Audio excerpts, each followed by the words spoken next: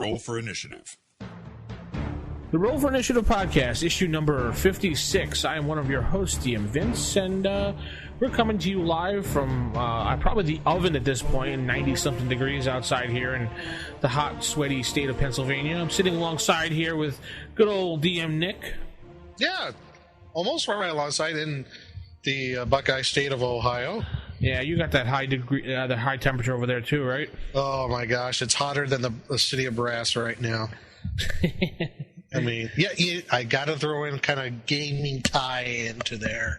Yeah, like your cover of the DMG, that city of Brass. Yeah, it's hotter than that.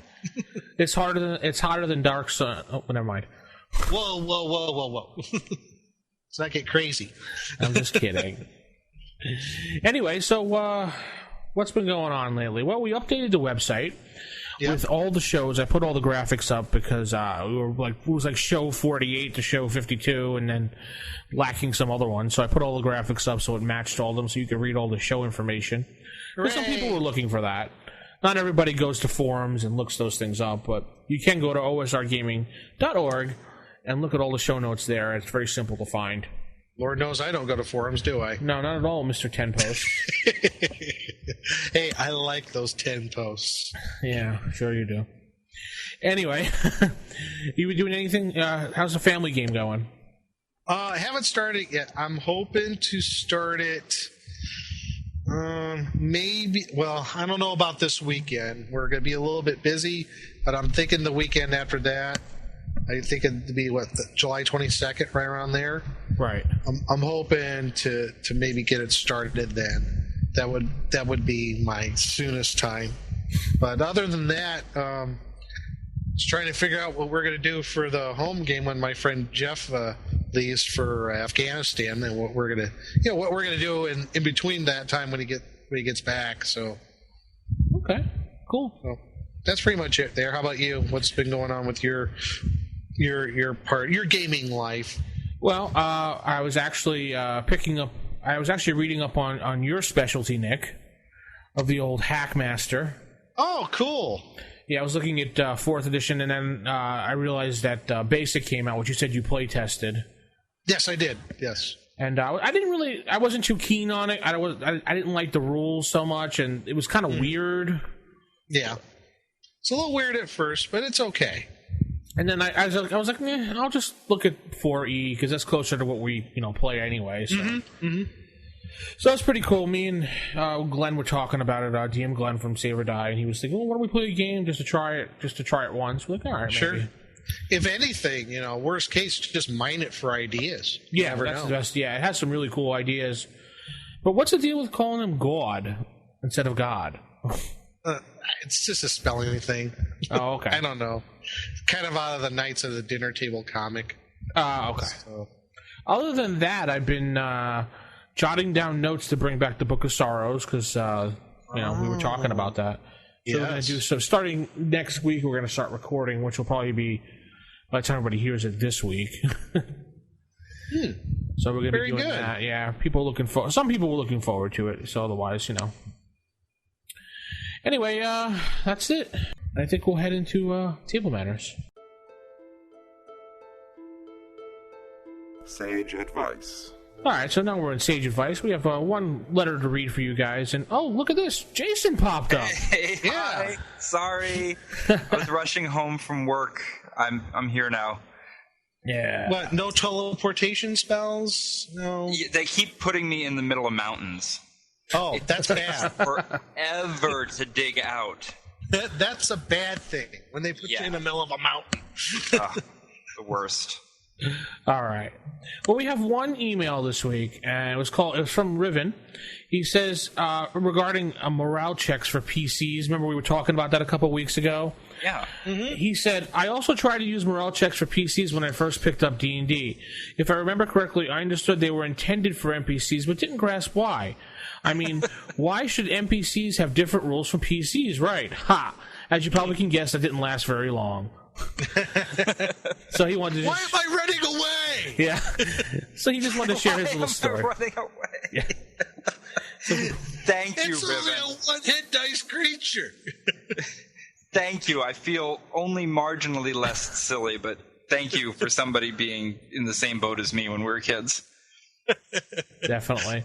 And if you have any sage advice, send it in to rfistaff@gmail.com, or you can contact us at 570-865-4210. 3872. Nah.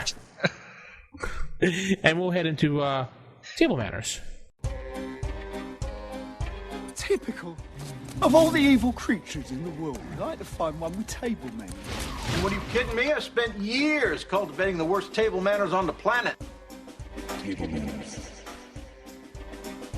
Okay, so we're going to talk in table manners today about a rule, falling and landing. A rule that actually was misprinted in the first books. What? So, yeah. You mean the first edition printing of the books? Well, every single printing of the first edition Player's Handbook has the wrong rules for falling, as it turns out. So they corrected it in the orange spine? Nope, they didn't correct it there either. So here's how it turns out. This could have been a very short discussion because initially the Player's Handbook has almost nothing to say. The DMG has nothing to say about falling damage. In the Player's Handbook, it's one paragraph. Yeah, it's 7.5 lines, and basically what it says is 1d6 for each 10 feet of distance fallen, up to a maximum of 20 d6. Yeah. And that's it. So it seems like we're done, right? Well, essentially. What else is there to say? All right, next segment. Oh, wait. Yeah, except that thanks to Dragon Magazine, if we go back to issue number 70, there is a Frank Mentzer article. Ooh. Oh, Frank wrote something. Yeah. So if we go to the Sorcerer's Scroll in issue 70, Frank points out that what happened was, I'm going to actually just read this specifically. What happened was, it says, as to the problem with falling damage, well, it all started back in the 1970s. When the AD&D Player's Handbook was being assembled, a brief section on falling damage was included, a mere 7.5 lines that offers more advice on broken bones and sprains than it does on falling damage. As we now understand the event, the section was not included in the first draft, and the editors requested a brief insert on this frequently referred to topic. So Gary hastily wrote a sentence describing damage as, quote, 1d6 per 10 feet for each 10 feet fallen. Someone removed the per 10 feet as being redundant, or so they thought, and off we went. That section was later quoted in passing in the Aerial Adventures section, etc., etc. The main point that he's getting to here is that it's not supposed to be 1d6 for every 10 feet. It's supposed to be cumulative. Yes, that's how I've always remembered it. It's cumulative. Yeah, but you wouldn't get that from the Player's Handbook. You probably actually read this article back when it came out. Yeah, now that I recall it, I've never read that article, and I've always done cumulative damage. Then you just had something right. Yeah, I just assumed. Actually, so for 30 feet of falling, you wouldn't get 3d6. In fact, you would get 6d6. Mm-hmm. Right. But that's not the end of the story either. So there's more. But wait, there's more. So if you want to stop there, you can totally stop there. It's a pretty easy system to follow. As soon as you hit 60 feet, you're basically hitting terminal velocity. No more damage is going to happen than that. But right off the bat, that sounds a little funny, right? Because if anybody who watches Mythbusters knows, you don't hit terminal velocity at 60 feet. It's much higher up. So if you go to Dragon 88, there were a pair of competing articles about falling damage. And I'm going to say right now, if anybody out there is a mathematician or just really enjoys this type of stuff, or if you're a physicist or have no life, I'm telling you, if you think that being a mathematician or a physicist is not having a life, I don't know. So the first article is by Arne Ashley Parker, and he talks all about velocity, and he gets into a really, really detailed, this is like a 8-page article that gets real deep scientific facts talking about velocity and gives lots of formulas, and lands on what he thinks is a better system that's closer to physics. And what he ends up doing is something that creates a lot more damage for the distance you fall. In fact, it gets to the point where this is the formula of the damage is you take the number of feet that you fall, take the square root of that times 5, and then take that divided by 4, and that's the number of dice. So even for falling from a short distance, you're going to get something like, even from falling from, say, 20 feet, you're going to have 5d6 of damage.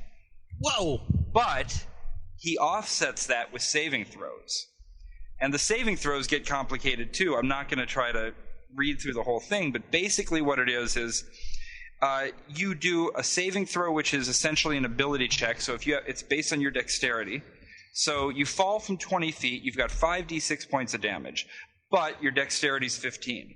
So you're going to roll a d20 or less on a 15 or less on a d20, adjusted for the fact that it was 5 dice of damage, so it's basically a 10 or less, and that's for half damage. And then he keeps on going all the way to the point where you can take only 1/8 of the damage, so you actually could fall from a great height if you're very dexterous and not get too hurt.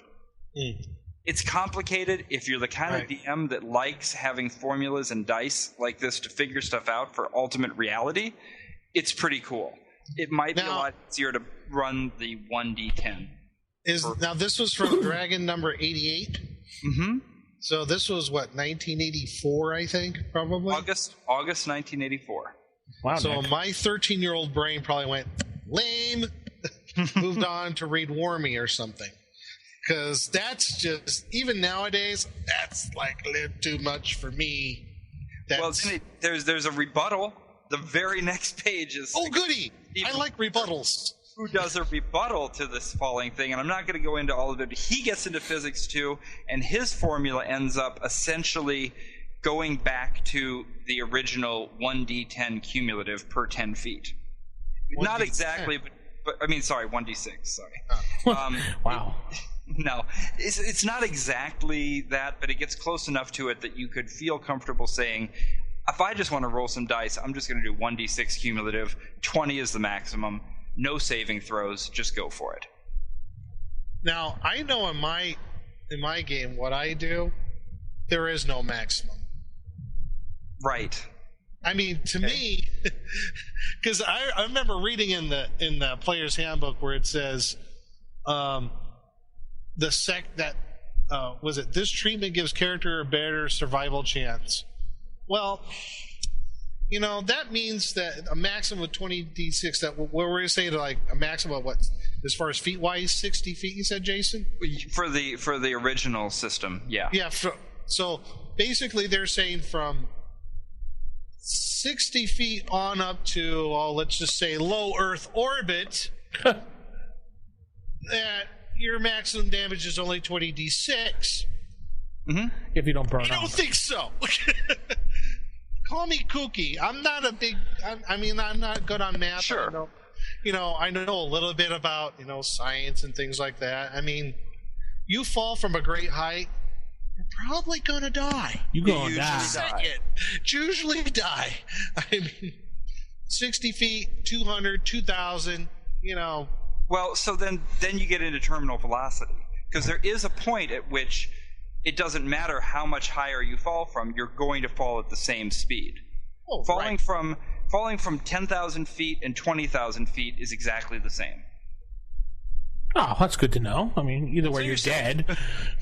Well, thank God for that. Well, I mean, you guys have heard stories of people falling out of airplanes and surviving. It's happened. It's incredibly rare, but yeah, incredibly rare. There's actually a video you can find on YouTube of a guy who fell, videotaping himself while he did a skydive. His parachute doesn't open. He lands in a tree and survives. Well, yeah, you landed on a tree.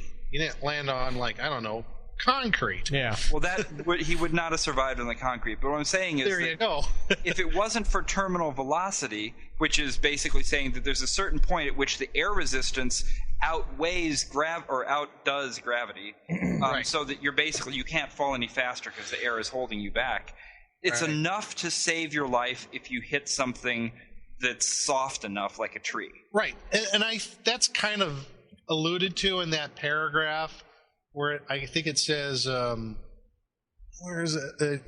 Plus or minus adjustments for the surface fallen upon. I mean, that's where it's like, okay, you fall, I don't know, 200 feet and you hit a tree.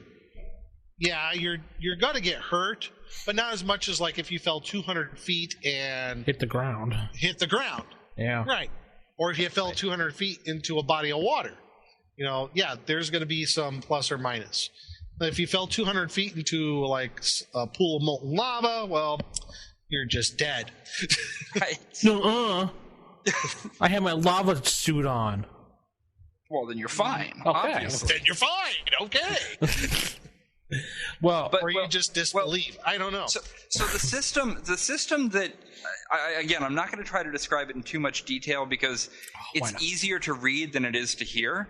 But the system I mentioned before, where you get 5d6 damage for falling from 20 feet, it's actually regressive rather than progressive. So this was his main point: is that if you're falling, if you're making the dice cumulative, you're saying that for every 10 feet, it's worse. Whereas in the other system, as it goes up, it actually gets slightly less bad. So that you can fall, so the maximum damage is still 20d6, but you can fall from a height of 260 feet before that happens. Now that makes a little more sense to me. Right. It's kind of a cool system. It's just that you would have to take a few minutes to think about it and make sure you had it in your head before you started to use it. Because if you tried to read it on the fly while you're applying it, you'd be sitting there boring your players to death. Yeah, I still probably skipped the Wormy or What's New with Phil and Dixie. I'm gonna be honest, I probably did. I'm like, why is this in here? Yeah, I want to read more about. I remember seeing this at the time, and I thought it was pretty cool. But whatever, Well, you like math, probably. Yeah, you're like a math nerd, so. True, but anyway, so this system, I don't think that it's. I don't know if it's accurate. I don't know if 260 feet is really the maximum height for terminal velocity or not. I'd have to find out and whatever. But the other thing you have to figure into this as you're doing your realism and you're trying to make this as much of a simulation as possible is you have to stop a moment and go, wait a minute, hit points? Real people don't have hit points either. So no matter we don't want to go into that, do we? So no matter what you do with a system like this, you're ultimately going to come up against the fact that you're doing a game mechanic. So trying to put too much realism into something that bases damage on the number of points you can take is always going to be an issue. Right. In a game about fairies and dragons and orcs. Which are totally real. Looking online, terminal velocity of a human is 117 to 125 miles per hour in the posture of a bullet. Okay. It can reach 210 miles per hour. They don't say anything about... downforce, parentheses, gravity equals upforce, wind resistance. Right, that's when you hit terminal velocity, when the two meet each other. Yeah. But I guess you just raised a good point. It also depends if you're spread-eagled or in a ball or if you're trying to dive like you're diving. Or you're flapping your wing and your arms just like doing a cartoon. Well, that would work if you're playing Steve Jackson's tune. Which is awesome. That's true. So anyway, falling damage, if you want to make it simple, you can just do 1d6 per 10 feet, but make it cumulative because that's what it was supposed to be in the first place. Right. Or if you want to get into making something that feels a little bit more physics-based and is regressive and has saving throws involved and all kinds of cool stuff like that, it's in Dragon 88, and you can knock yourself out. Well, if you throw in things like quote-unquote physics, then magic can't work. Yeah. Magic physics. Magic physics. Magic It's physics. magic.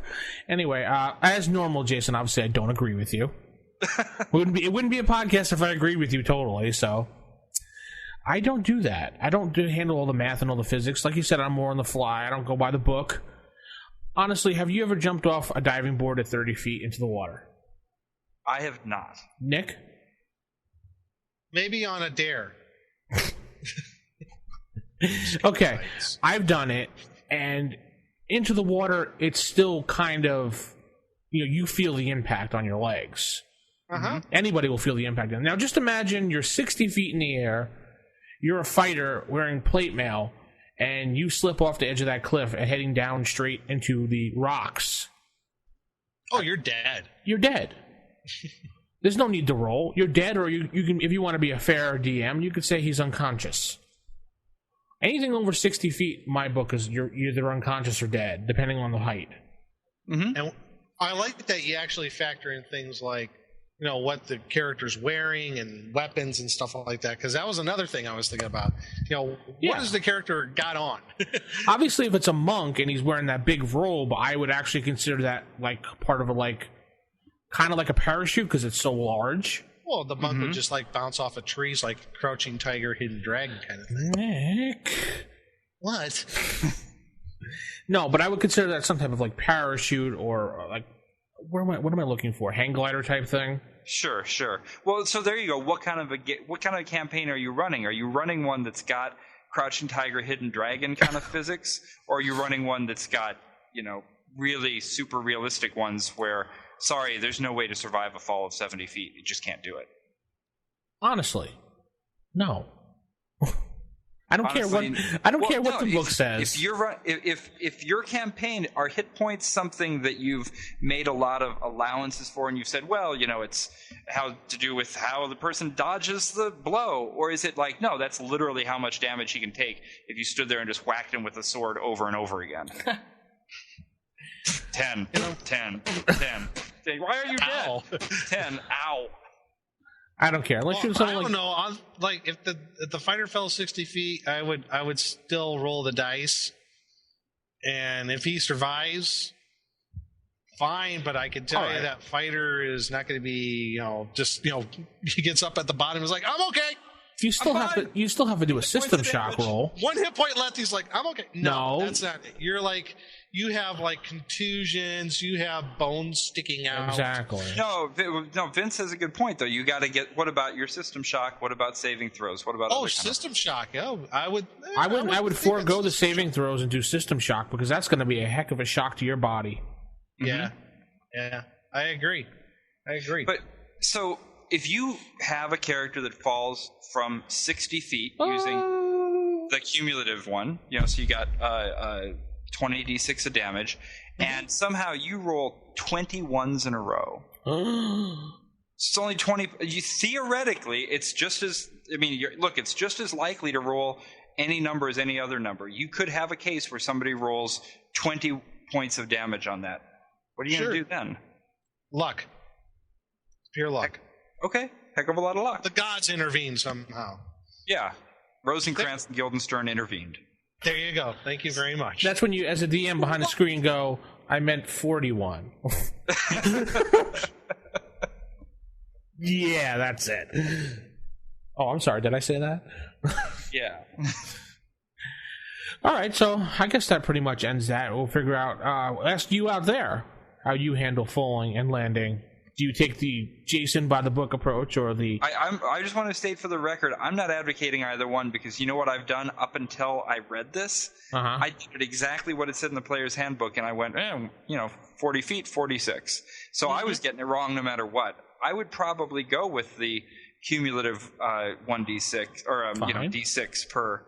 But I just think the other one's pretty fun to try out. All right, so you do the kind of fun Jason way that he likes, or doesn't condone. Haven't done yet, but I might try it out. He might try it out, or you can try my method. You tell us which one. Too much math. Too much math, yeah, I know. My head will explode. Or you can do like Nick, just do like scanners and your head explodes. And we'll skate over to game mechanics. You think I'm mad? Perhaps I am. What are you, a wizard, a genius? Darn. A perfectly good brain wasted. Game mechanics. Okay, I guess I'll go into game mechanics here. Because no one else is speaking up. What? What? Oh, what? We were busy. See? No respect. No I was respect. counting Jason's D6s for the fall we just had. Oh, okay. Sorry. And in game mechanics this week, we're going to talk about different types of flying mounts. You know, what kinds there are, what are they, how to use them in your campaign.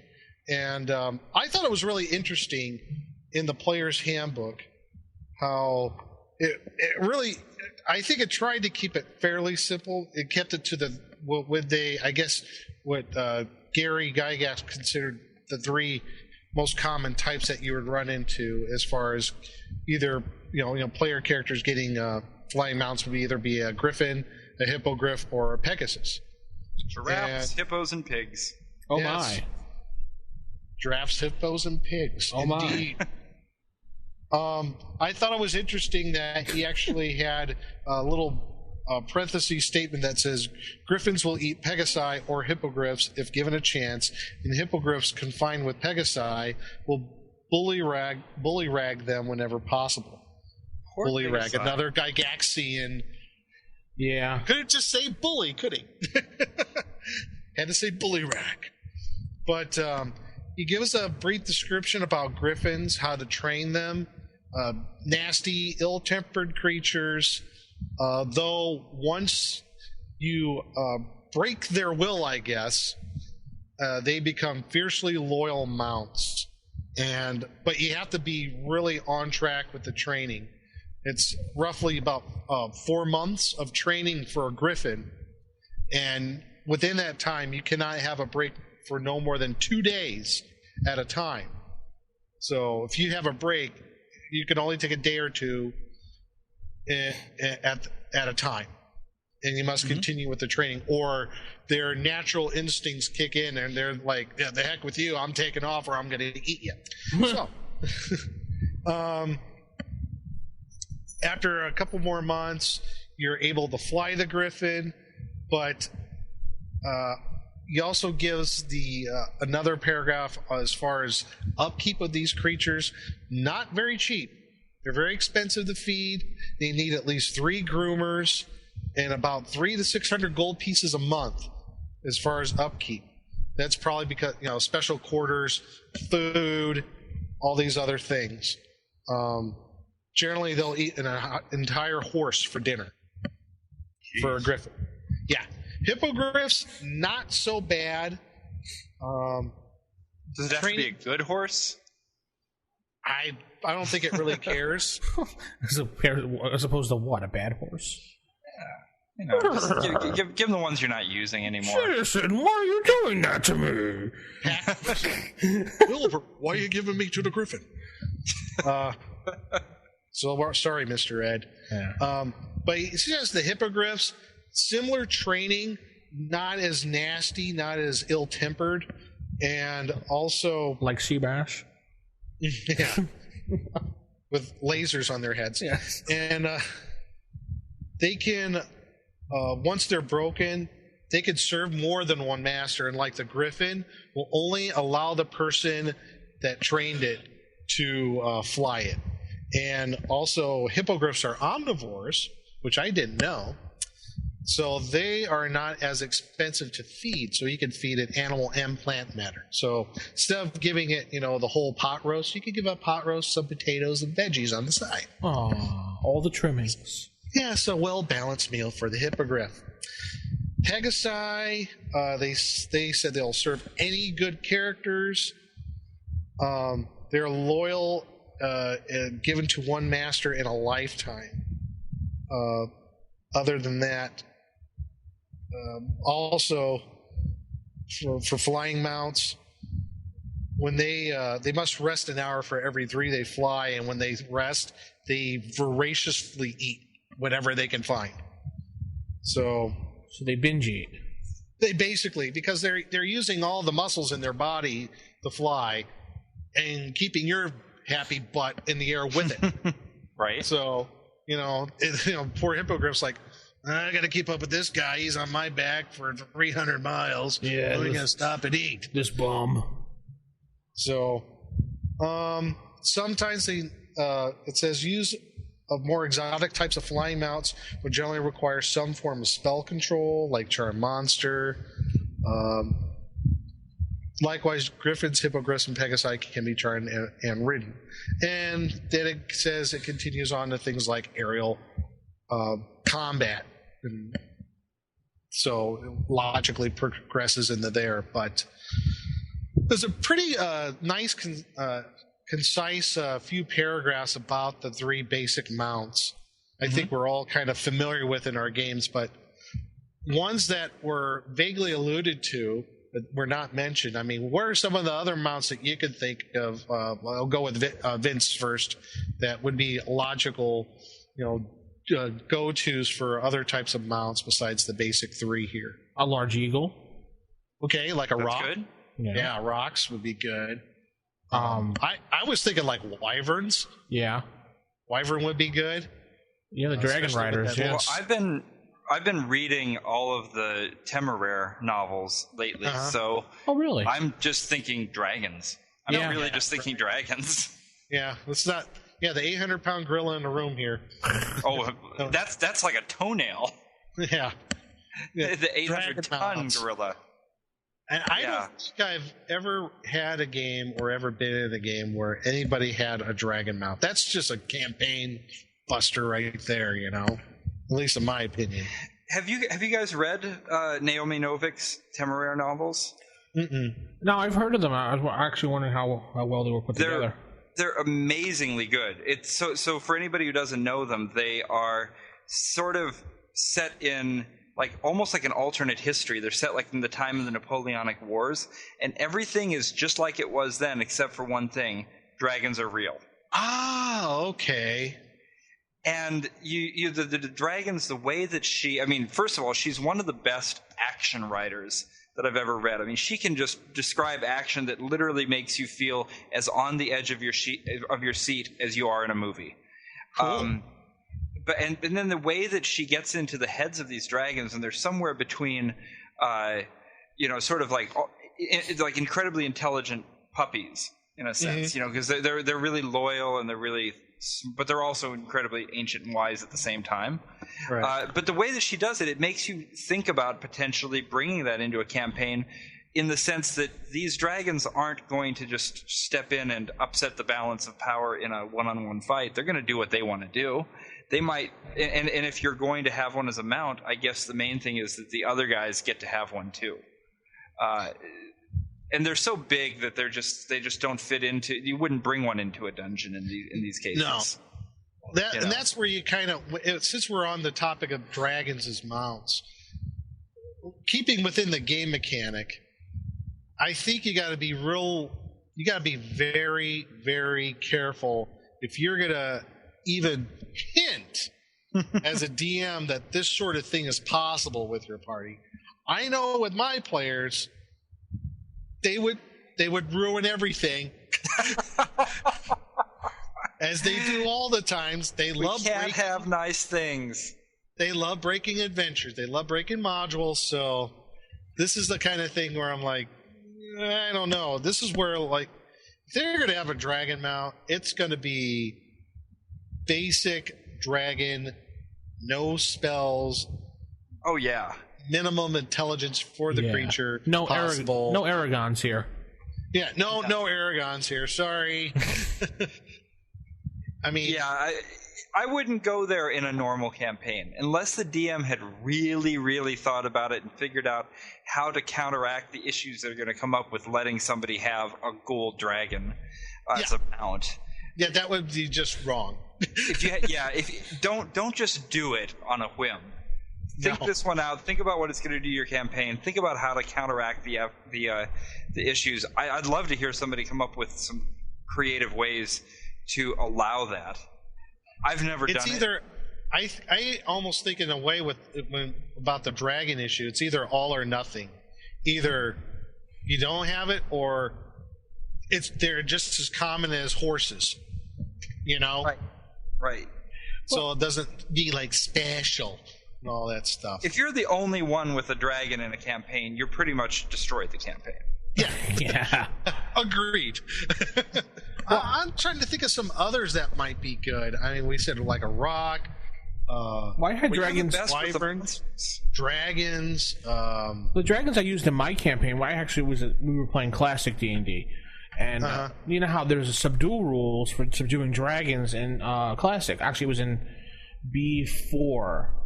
Mm-hmm. They have some rules for subduing dragons. So we actually had a party went out and tried to do this, and they subdued a dragon into submission. The fact that they became like the party pet because they follow the rules precisely. So you can do it.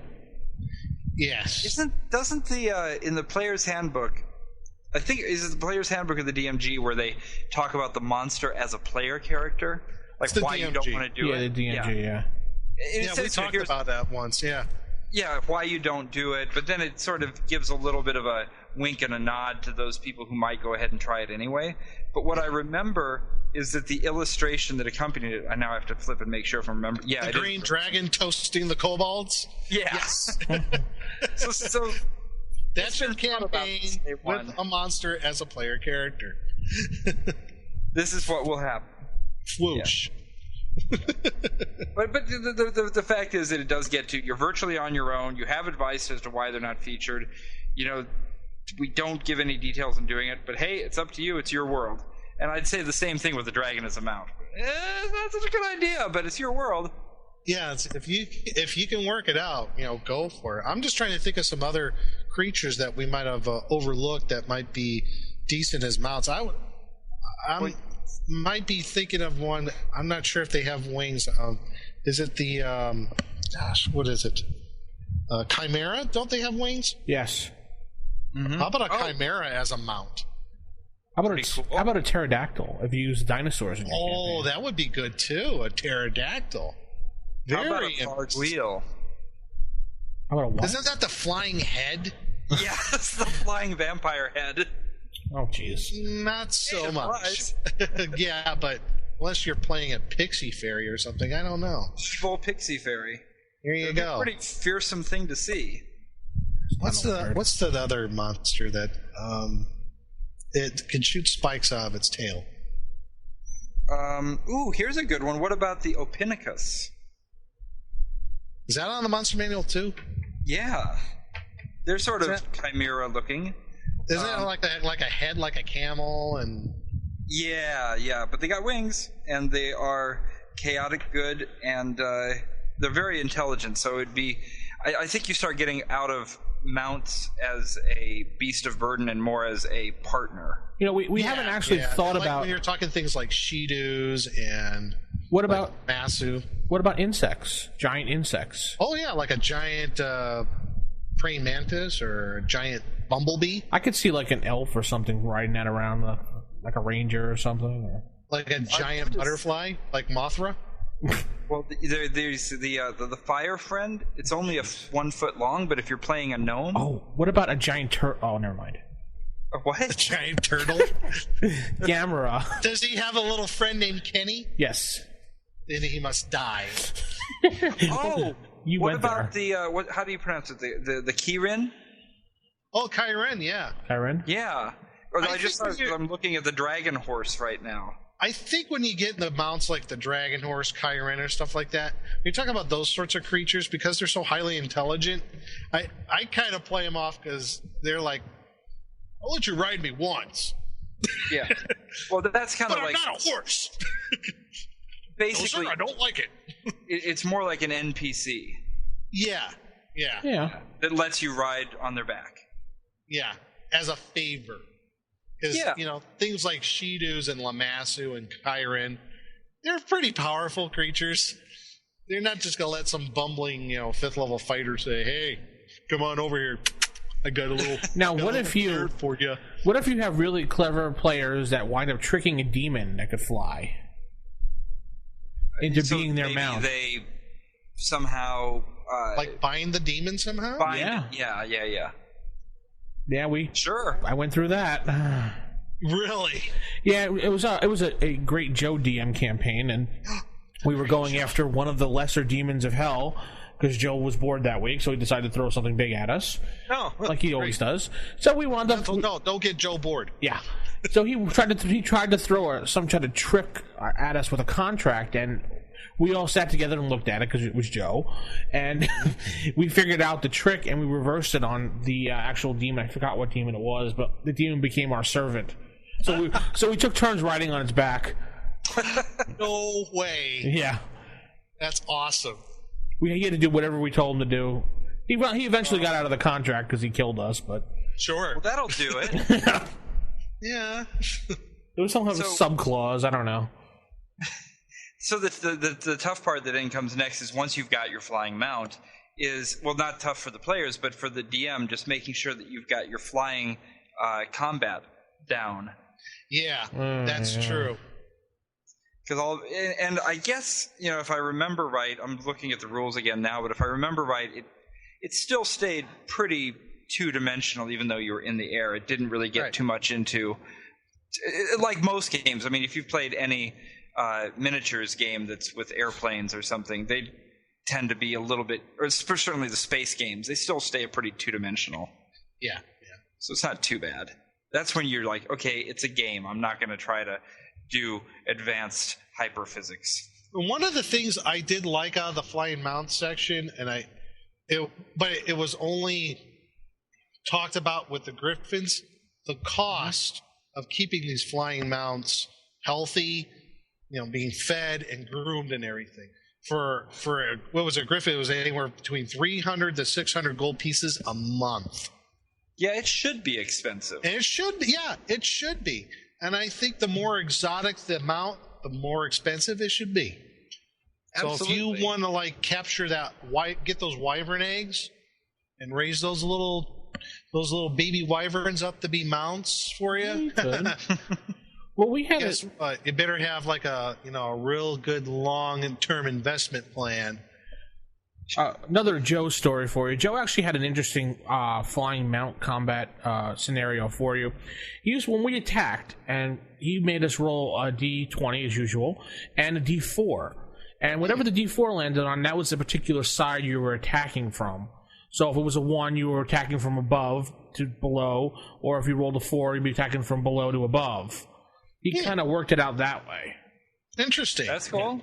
That's cool. I like it. To make it more like 3D or more three-dimensional.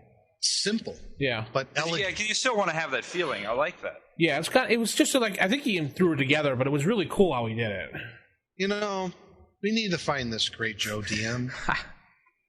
I think the D&D gods took him back to heaven. Oh. I don't know what happened to him. Sooner or later, we're going to hear somebody say, "Oh yeah, I play with him now." Yeah. Someday. If he still even plays, I don't even know. So the one thing that bummed me out before this show, I was hoping to, knowing that we were going to talk about falling. Yeah. And flying mounts. Yes. I was hoping to find the character class that I put together so many years ago, and I couldn't find the notebook in time. Oh. But it'd be kind of fun just to, at least, if I do find it, I'll put it up on the website, but I'll throw it out there even if anybody else is interested in coming up with ideas about it. And it was the character class called the Air Lancer. Oh, like a dragon rider kind of thing, huh? But with I did it with a Middle Eastern flavor because I decided that it just sort of fit that sort of Arabian Nights kind of feel. But it was very similar to a Paladin because the mount that the Air Lancer would eventually get was a Pegasus, and since they have to be good, I really made the character class kind of molded after a Paladin to some extent.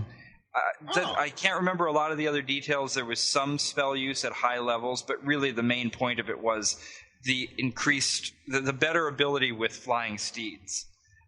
If I find it, I'll put it up. But I mean, that's cool. Enough of a germ of an idea. I'd love to hear anybody else's ideas about what an Air Lancer should be able to do.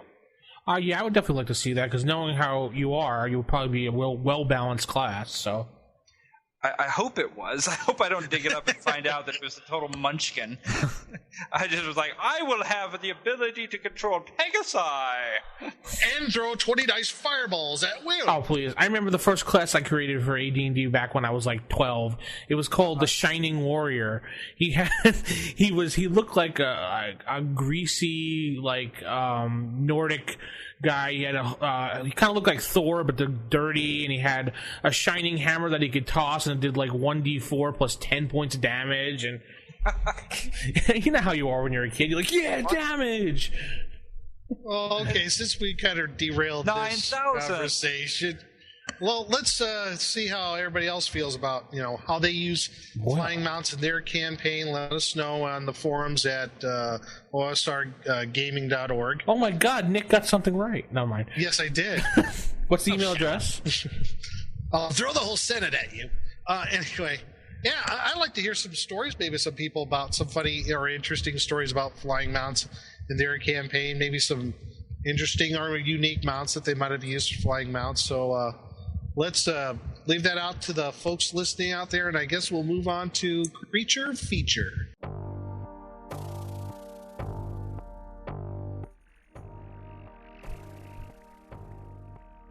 Creature Theater. Oh, sorry. We're in Creature Feature. Creature Feature. We're on the Creature Feature. Oh, that was really bad. I am not even going to try to pronounce this. Jason? Oh, boy. Pronouncing... I didn't even think about it. Akairai? I was going to say Akairai, but Akairai is probably better. Or Achairai? I mean, there's a CH. I think Akairai sounds... I think you're pretty close. Okay, so let's go with Akairai for now. If anybody else out there knows a better pronunciation, go ahead and call us. Yeah, I don't know what to say. Anyway, this basically, when I first look at this creature, it looks like a chick with 4 legs, like a chickadee. I don't want to say chick like a woman. With 4 legs. You see the picture of it. It's like 4 times the size of a person. Mm-hmm. And these little creatures attack with a beak attack. Does 1d10 points of damage, and they each have 4 little legs that do 1d6 points of damage, I believe. Little, they're 15 feet tall. Yeah, well, they're supposed to. 1d8. Yeah. Oh, 1d8. Excuse me. And the funny thing about it is they don't roll morale checks or anything. So as soon as you chop a leg off, it says that the creature tries to run away. Right. If it can't get away, it continues to attack, and if you chop 2 legs off, it still tries to get away, but it's like moving it half. And then if you chop the 3rd leg off, it kind of just, tries to get away still, but really goes full force at you with that one, claw. I guess falls on its butt, I don't know, something like that. But it shoots out a black, misty cloud, I guess, out of its beak. It doesn't really say. Well, use your imagination. If you want me to use my imagination, yeah. I'm not sure you want me to do that on this podcast. And Nick. Anyway, so it shoots out a black cloud and it does 1d10. No, wait. I dropped my book. Jason, you have your book open? Yeah, sure. So the beak attack is 1d10. It gets 3 attacks. 2 claw attacks and 1 beak attack. So 1d8 for each claw attack. I assume because the other 2 need to stay on the ground. And the beak attack, he attacks as a 9 hit dice monster. Yeah. So so that's pretty nasty in that respect. I like the picture of him picking up the one guy. Yeah. You know what was interesting about this creature is when I first read it, is in the first few sentences, it says, though the foul motives which caused these loathsome birds to be first summoned from the infernal regions are now lost from memory. Remnants of the original, whatever the heck it's called, flock still stalk the earth, haunting shadowy places and underground passages. Infernal regions. This implies it's from like Hades or obviously from its alignment from like the abyss. It does say summoned. So. And I guess its legs can regenerate. Fair enough. Yes. From what I understand. Oh, and that black cloud does 2d12 points of damage, and you get to save versus poison or suffer insanity. So, somewhere in the abyss, there's a Nick's specialty. A fried chicken franchise. Hey. Of these, using these creatures because they can regenerate their legs. Oh, that is bad. I like it. So, do you ever see the Order of the Stick with the Hydra Hut? Yes. Hydra. Yeah. Because somebody discovered that they're just going to keep on regenerating as you cut off their head, so he just kept on going. Nice. And started the Hydra hut. Yes. So, you know what? Like I said, if they're from the Abyss, it would be, I guess, safe to assume that if your characters ever got there somehow, whatever reason why, you would see these creatures there in flocks. I think you should. Yeah. Oh my gosh, they have 35% magic resistance. I didn't know that. Yeah. Wow. Oh my gosh. That's pretty good. You know, they're loathsome birds, according to the description, and the drawing here, the illustration, they're kind of tough looking, kind of mean. They're also really round. Yeah. And like almost cute. Almost cute. Almost cute. I think I'd like to, in my game, I think I want to use these, and I think I want to make them cute. Oh my gosh, yes.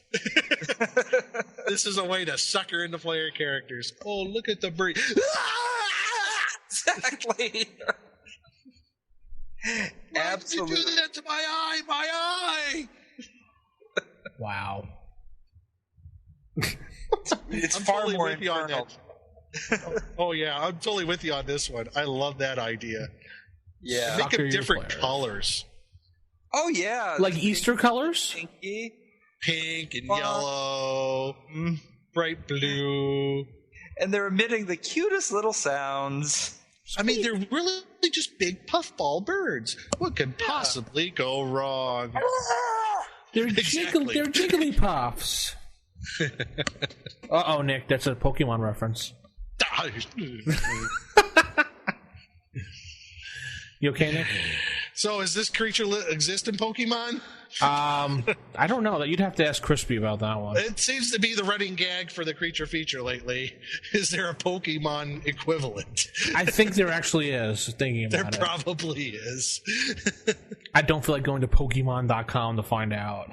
No. Oh, do it. You want it showing up in your history file. Shut up. But it's, like, the question, like you said, Jason, already there. ways to use it.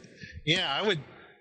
This is a way you could use a creature and totally trick the players into thinking it's something somewhat benign. I could see these creatures on like a painting on the wall, like showing the end of a civilization as these things came flocking in to kill everything. Ooh. Like Ooh, that's good too. foretelling something that happened in the past that's going to happen again if something. Wait a minute. I know a Greyhawk tie-in then with these. Really? The Invoke Devastation. Yeah, okay. Maybe these are some of the creatures that were summoned in. I guess that was the Invoke Devastation. I know there was the Rain of Colorless Fire. Yeah. But there was the Invoke Devastation. Maybe these creatures were a part of that. I could really see these creatures being in Ravenloft. Oh, well, yeah. Yeah, not the cute version, but maybe the more diabolic one. Yeah, definitely, yeah. Keep that brow furrowed for the evil-looking one. Yeah. Yes. The other one, just a real bright blue eyes. Little bow in his fur. Yeah. All right, enough of that. So what do you guys think? We'll just throw it out to the audience now. rfistaff@gmail.com, and we'll head into Dragon's Horde.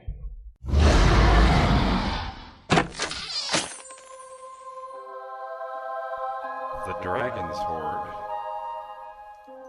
The Dragon's Horde today, we look in the treasure chest and we find an amulet. And this is a pendant that is the amulet of life protection.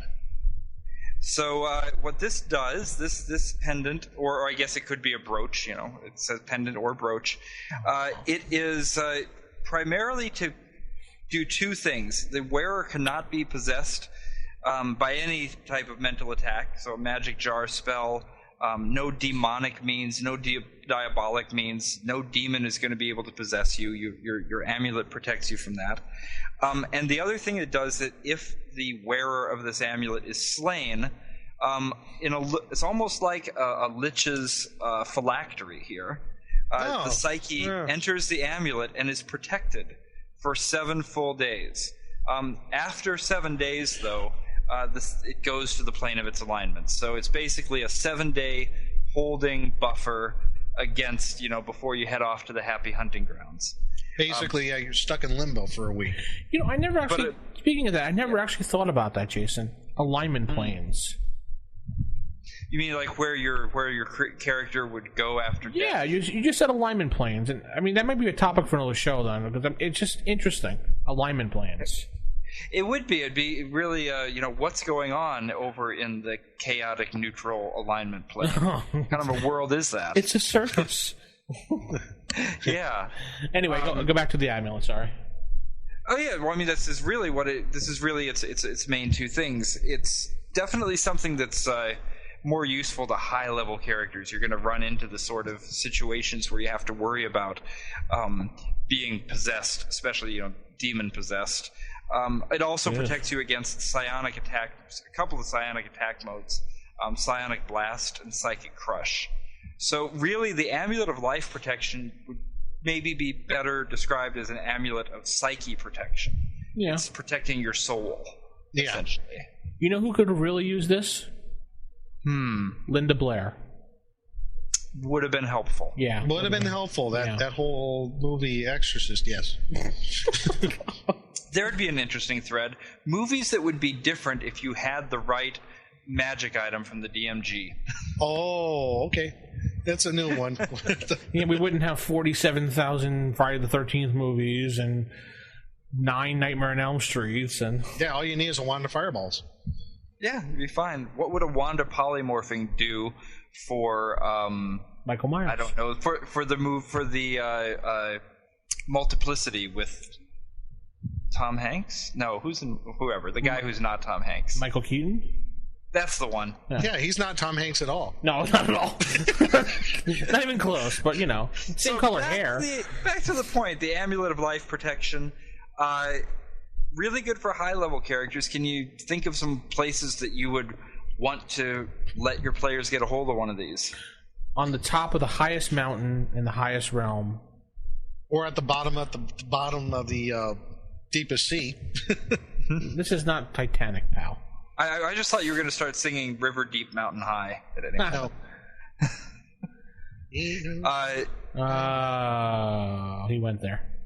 Yes, he did. So do you want one? You're a player character. What do you want? An Amulet of Life Protection? Duh! I want one. Have to ask. I want it if I could sell it.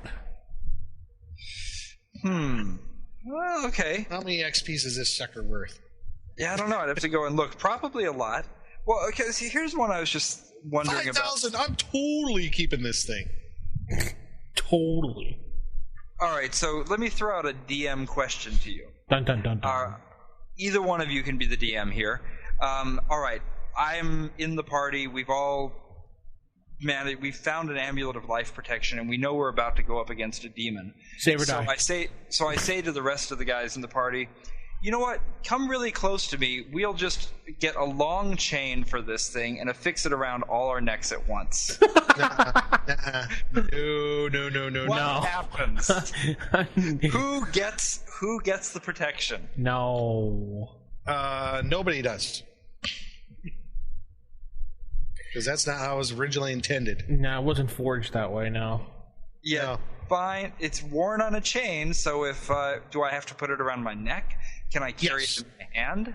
I would say you would have to carry it around your neck. I would say the chain is part of the amulet itself, so if you tried to make a different chain, fizzle goes the magic. Bye. This device is typically worn on a chain or as a brooch, which pins on. So it's only for one person. Right. So I pin it on me. That's easy. But the brooch, if I hold the brooch in my hand, does it still work? I would let it. If it was in your pocket, I'd let it work. Yeah, it's somewhere on your person. I will go with that. All right. If I'm all right, I'm just gonna do one last stupid one. If it's in my bag of holding, I hold it in my hand and I put my hand in somebody else's pocket.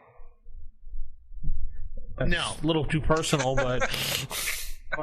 Well, maybe he's a thief. He's picking pockets. What is he, a reverse thief? He's putting something in a pocket? There you go. A thief is taking it from somebody's pocket, and exactly at that moment, the demon tries to possess them both. I would say the thief would have the protection, the other person wouldn't. I would too. That's good. I like it. The thief has the ultimate control, and we all know that 9/10 of the law is no right. No, you know what? I think that's a good answer. 9/10 of the law, and it keeps you from being possessed. Yes, exactly. Yes. Protection You cannot possess me. from the possession of the possessor. No. You cannot possess me. No. No possess. No, I like that idea though. I like the idea of the guy who thinks that he's got the amulet of life protection standing there like, this demon can do nothing to me. While the thief, yoink. Yeah, exactly. That would happen in my campaign. I can see that happening.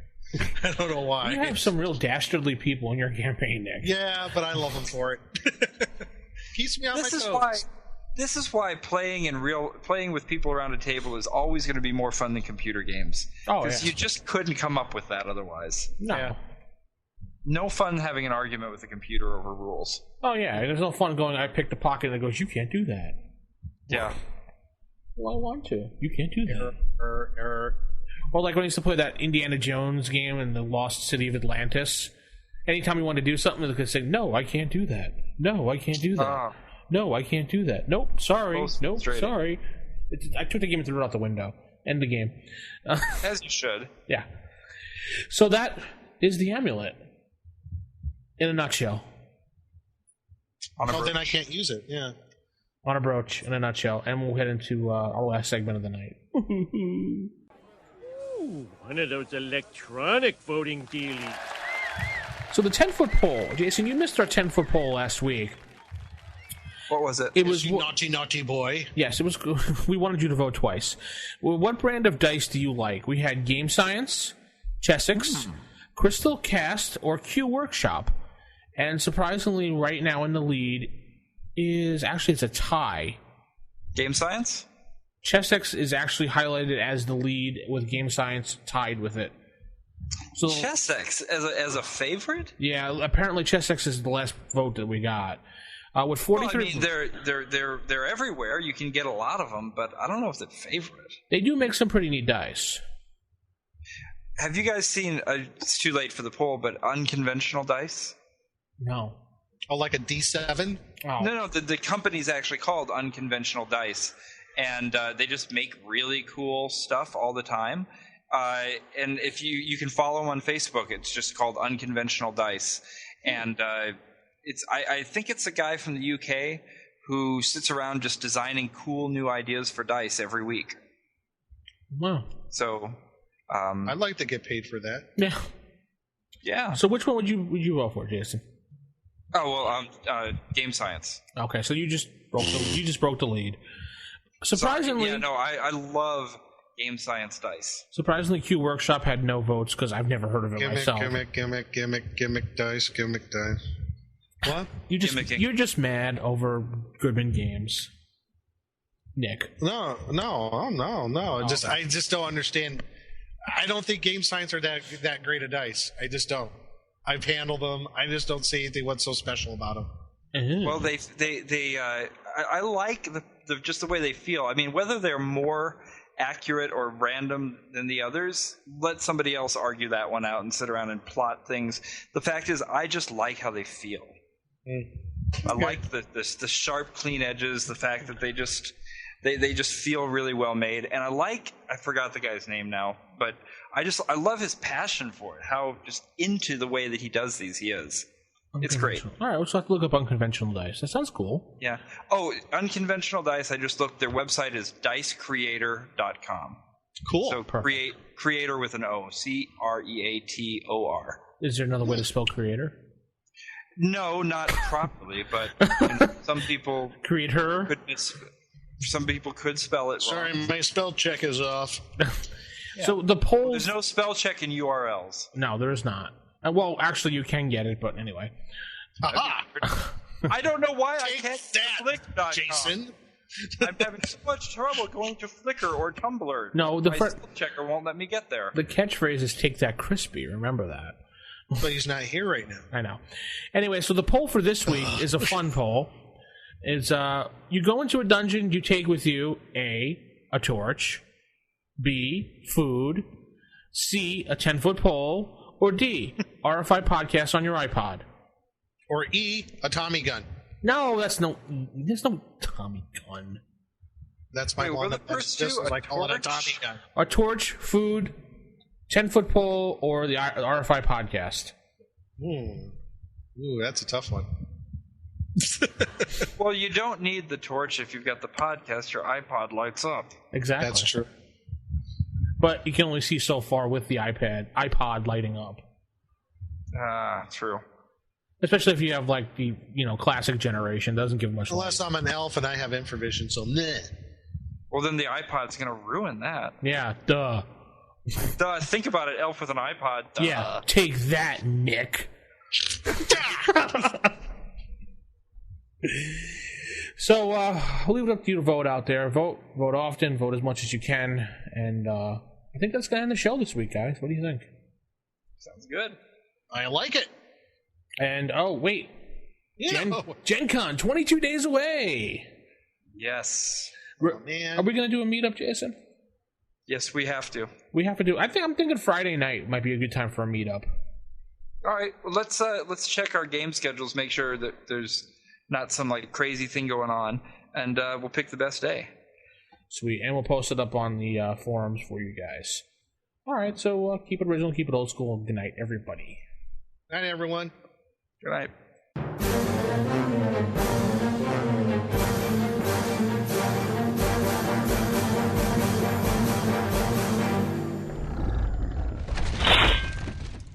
Roll for initiative.